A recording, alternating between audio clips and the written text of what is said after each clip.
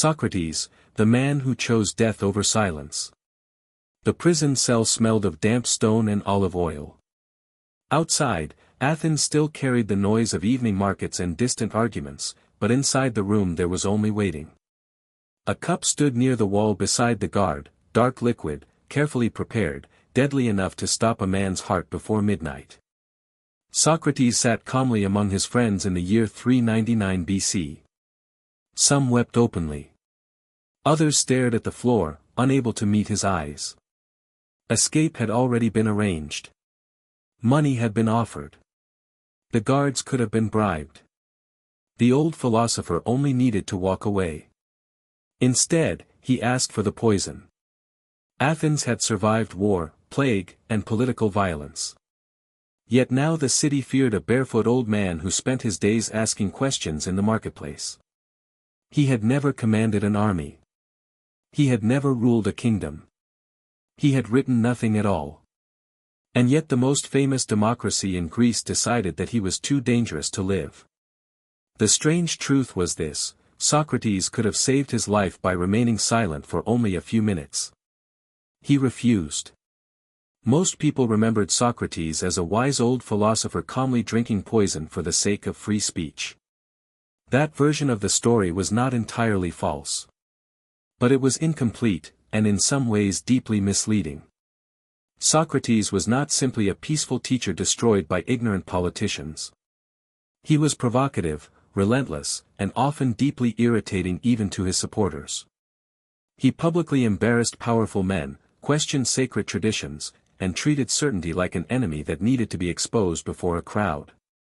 Athens did not condemn him because he was harmless. It condemned him because his words unsettled the foundations of the city itself. Aimed at true wisdom. Behind the familiar image of the noble philosopher stood a far stranger figure, a war veteran who fought in brutal battles, a man connected to dangerous political circles, and a thinker who claimed that true wisdom began by admitting ignorance. Before the end of this story, 3 hidden truths would emerge. The first was that Socrates never considered himself a teacher. The second was that many Athenians believed he helped destroy their democracy.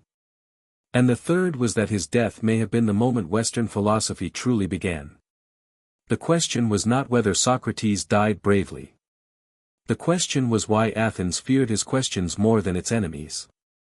Long before Socrates walked through the streets of Athens, the city had already become one of the most extraordinary places in the ancient world. Marble temples rose above crowded markets. Ships arrived daily carrying grain, silver, timber, and rumors from across the Mediterranean. Citizens debated laws in public assemblies while poets performed before thousands beneath the open sky. Yet beneath the beauty stood constant tension. Athens depended upon slavery, war, and fragile political balance. Only free male citizens possessed full rights. Women remained largely excluded from public life. Foreigners could trade and work in the city, but they could never fully belong. Democracy existed, but only for a narrow part of society. Ordinary life could also become brutal with frightening speed. Disease swept through crowded neighborhoods. Political alliances shifted suddenly. A careless insult could destroy a reputation built across decades. Public honor mattered almost as much as survival itself. Then came the Peloponnesian War. For nearly 30 years, Athens fought Sparta in a struggle that drained wealth, shattered confidence, and left Greece exhausted. Thousands died from plague inside Athens itself. Military disasters followed one after another. The proud democratic city slowly became suspicious, angry, and afraid. One surprising detail often disappeared from popular history: Athenians did not separate politics from religion the way many modern societies later did. To question traditional beliefs could also appear dangerous to the stability of the state. In Athens, ideas possessed political consequences. And into this wounded city walked Socrates. He was born around 470 BC to a stone mason and a midwife. Nothing in his early life suggested greatness. He lacked the beauty admired by Greek society. Ancient writers described him as broad-faced, poor, and physically awkward. He walked barefoot through the city, wore the same rough clothing through winter and summer, and spent hours speaking to craftsmen, soldiers, politicians, and young aristocrats. But there was something unsettling about him. He asked questions with surgical precision. A general claimed to understand courage. Socrates asked him to define it. A politician praised justice. Socrates demanded examples. Again and again, respected men discovered that their confident beliefs collapsed under simple examination. Many laughed at first. Then they became angry. The dangerous thing about Socrates was not that he claimed to know everything. It was the opposite. He claimed that most people understood far less than they imagined. At the center of his philosophy stood a humiliating possibility: perhaps human beings built their lives upon illusions without realizing it. That idea spread through Athens like smoke through dry wood. And the old philosopher understood exactly how threatening it sounded. The first great test came not in philosophy but in war. During the Peloponnesian conflict, Socrates served as a hoplite, a heavily armed infantry soldier expected to stand in brutal close combat. At battles such as Potidaea and Delium, he fought under conditions so savage that entire formations collapsed into chaos. Ancient accounts later described him retreating with astonishing calm while other soldiers panicked around him. One companion remembered that Socrates moved like a pelican among ducks, steady even near disaster. Courage, for him, was not loud emotion. It was discipline under fear. Yet even after surviving war, he returned not to wealth or political office, but to conversation. That puzzled Athens. Most ambitious men sought influence through speeches, military victories, or alliances. Socrates chose none of them. Instead, he wandered the markets questioning anyone willing to speak. Young aristocrats gathered around him, fascinated by the way he dismantled proud reputations in public debate. Soon powerful enemies emerged. Among them stood politicians who believed Socrates weakened respect for authority itself. Worse still, several men connected to him later became deeply controversial figures in Athenian politics. One former student, Alcibiades, betrayed Athens during the war. Another association linked Socrates to Critias, one of the brutal oligarchs who later ruled during the bloody period known as the 30 Tyrants. Did Socrates create dangerous men? Or did ambitious young men simply admire his rebellious mind? Athens never answered that question clearly. The tension deepened because Socrates refused to flatter anyone. When politicians expected praise, he exposed contradictions.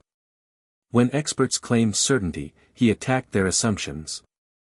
He once explained the source of his reputation with devastating simplicity. After hearing that an oracle had called him the wisest man in Athens, he searched for wiser men among politicians, poets, and craftsmen. Instead, he discovered something disturbing: they believed they possessed wisdom they did not actually have. At last, he reached his conclusion. "I know that I know nothing." The sentence became famous because it sounded humble. In reality, it was almost an accusation against society itself. Then came the turning point.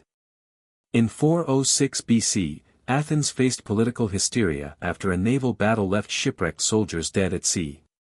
Public rage demanded immediate punishment for the generals involved. The assembly wanted executions without proper trial. Socrates, serving in a minor official role, refused to support the illegal action despite enormous pressure from the crowd. He stood nearly alone against public fury. Years later, during the rule of the 30 Tyrants, another test arrived. The oligarchs ordered him to help arrest an innocent man for execution. Again he refused, risking death from a dictatorship that murdered opponents freely. The contradiction became impossible to ignore.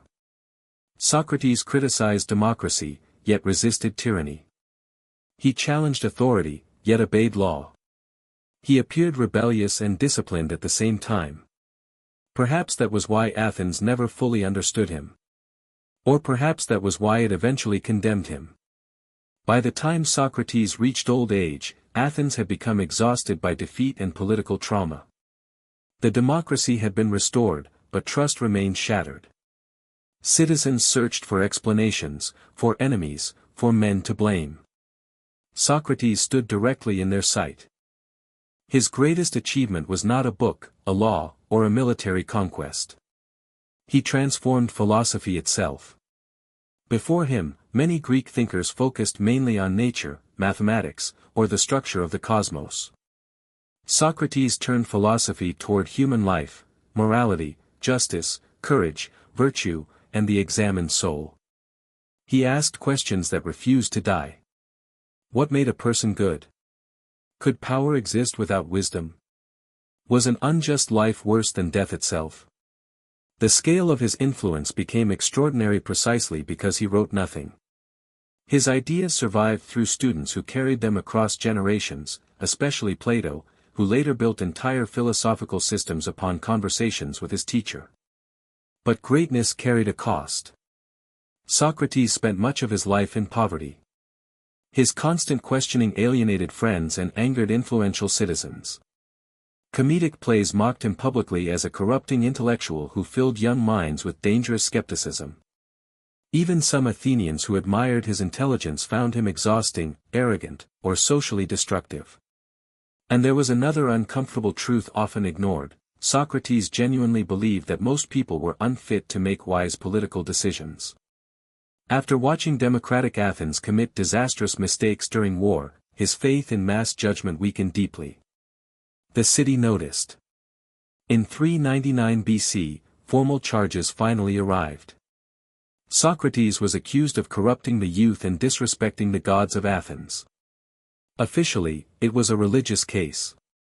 Unofficially, it carried decades of political resentment, public humiliation, and fear. Then came the hinge upon which history turned. At his trial, Socrates could likely have escaped execution through apology or compromise. Many defendants begged for mercy. Others proposed exile. Instead, Socrates confronted the jury with astonishing defiance.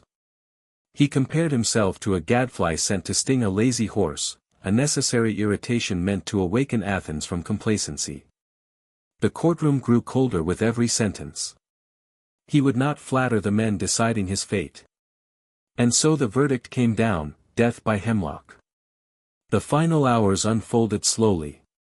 Friends gathered inside the prison cell while daylight faded over Athens. Plato later described the atmosphere with painful intimacy: conversations interrupted by silence, moments of laughter breaking suddenly into grief. Some companions begged Socrates to escape while there was still time. He refused. Part of the reason was philosophical. Socrates believed that abandoning the law would betray principles he had defended throughout his life. But another reason lay deeper still: he refused to save his body at the expense of his beliefs. He spoke calmly about death itself. Perhaps, he suggested, death resembled dreamless sleep. Or perhaps it allowed the soul to continue elsewhere. No living person could know for certain. Even at the edge of death, he returned to questions. As the executioner prepared the poison, Socrates took the cup without trembling. Ancient sources claimed that many present could no longer control their tears. He drank steadily, then walked until his legs weakened. The numbness slowly climbed upward through his body. His final reported words carried strange simplicity. He reminded a friend that they owed a rooster to the healing god Asclepius, as though death itself had become a kind of cure. Then the conversation ended. The city that feared his questions fell silent around him. And the irony remained impossible to escape: Athens executed the man who forced it to examine itself. Without Socrates, the history of philosophy would have unfolded along an entirely different path. Plato might never have written the dialogues that shaped intellectual life for centuries. Aristotle, taught by Plato, might never have built the foundations of logic, ethics, and political theory in the same way. Entire traditions of inquiry grew from the memory of one old man asking uncomfortable questions in the marketplace. Even the method associated with education and debate, the careful testing of ideas through relentless questioning, carried his mark. The Socratic method survived because it forced people to confront the weakness of their own assumptions before claiming certainty. Yet history also The old philosopher often appeared powerless, poor, aging, surrounded only by conversation. Yet governments, juries, and generations treated him as dangerous enough to kill. If this story revealed anything, it was that words sometimes altered history more deeply than armies. And for those willing to keep exploring the forgotten corners of the ancient world, the empires, trials, betrayals, and impossible decisions that shaped civilization, this was only one conversation among many still waiting to be heard.